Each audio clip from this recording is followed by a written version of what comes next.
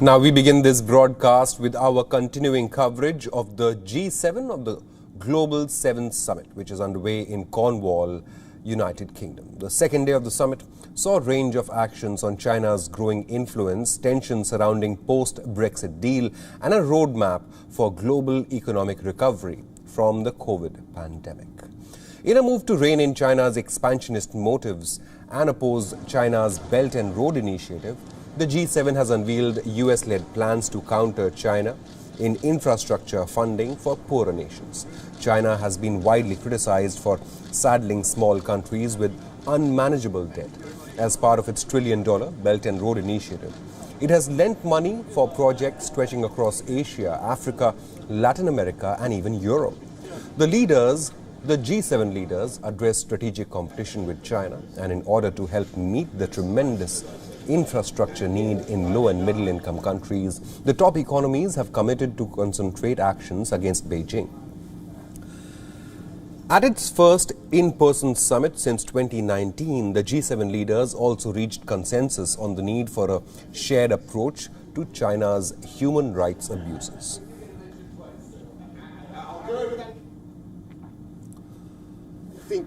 In a historic move to prevent future pandemics, United Kingdom Prime Minister Boris Johnson has announced the Kirby Bay Declaration. The pact comprises a series of health policy commitments that the member nations will work on collectively. They include speeding up the time taken to develop and license vaccines, reduce time taken to come up with treatment and diagnostics of any future outbreak in under 100 days. And all of this while reinforcing surveillance networks to identify and contain the disease before it gets too late. And that's what we're going to do. That makes me feel better. US President Joe Biden and French counterpart Emmanuel Macron met for bilateral talks. Both the leaders showed the urgency of global cooperation as US President Joe Biden touted a message of revived US leadership. Listen. We're just having we've had a good couple days so far. I've had a chance to. In the United States, I've said before, we're back. The US is back. We feel very, very strongly about the cohesion of NATO, and I, for one, think that the European Union is an incredibly strong and vibrant entity that has a lot to do with the ability of Western Europe to not only handle its economic issues, but provide the backbone and the support for NATO. And so we're very supportive, very supportive. We have to deal with this pandemic and the COVID-19. We have to face a lot of challenges, a lot of crises, climate change, and for all these issues, what we need is cooperation.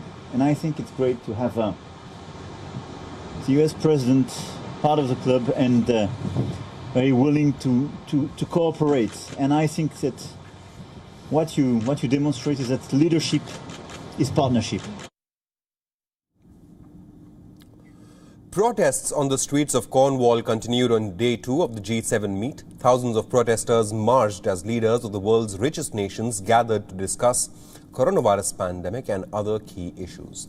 Members and supporters of Extinction Rebellion walked through the town of Plymouth, playing drums and chanting slogans outside the G7 Media Center. The protesters were campaigning against the use of fossil fuels.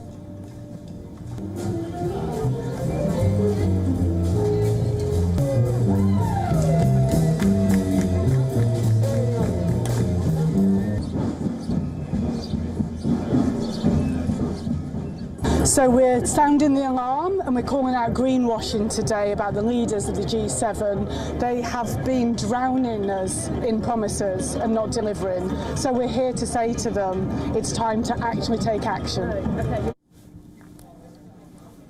Members from the campaign group Global Justice now also gathered in Falmouth to protest against the uneven vaccine distribution across the world. Printing money. You got some money there for me as well? Okay. Oh, sorry. Security's just coming in here. They're pushing this away. Security very serious here. Okay. Okay.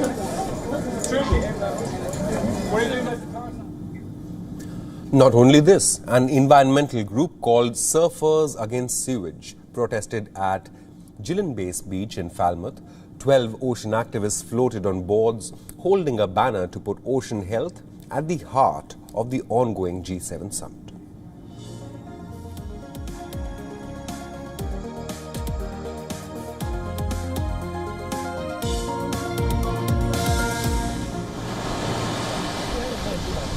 While simultaneously, activists from charity group Oxfam called on the group of 7 industrialized nations to step up their actions to fight climate change. The protesters further brought out a message in a bottle to launch an SOS call for climate. At least 500 people joined the parade in St. Ives, playing drums and chanting "Act Now" and "Sound the Alarm." Climate issues have been one of the top issues on the agenda of the G7 summit.